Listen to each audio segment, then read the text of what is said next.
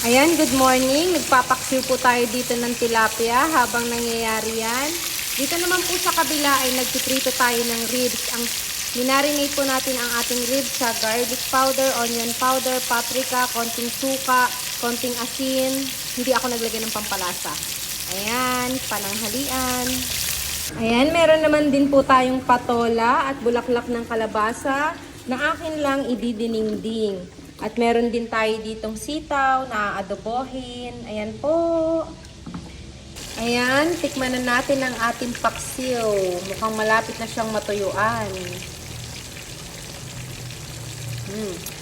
Sarap. Sa paksiw ko po, naglalagay talaga ako ng toyo at mantika para mas moist at mas malasa. Dito naman, malapit na rin ang ating mga pritong ribs.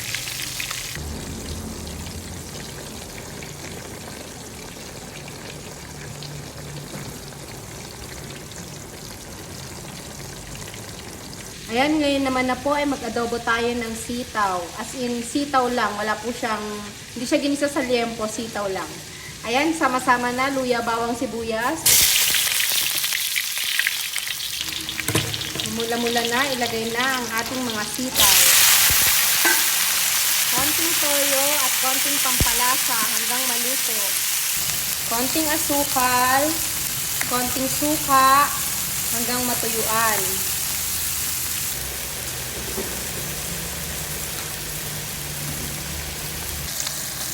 Ayan, hanguin na po natin lahat ang ating mga ribs.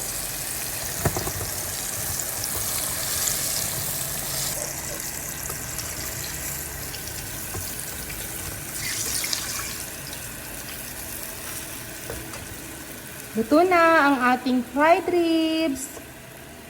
Ngayon naman na po, tatapusin na rin natin ang ating dinengdeng na patola.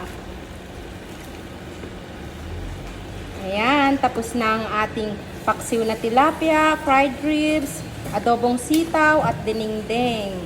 Happy lunch!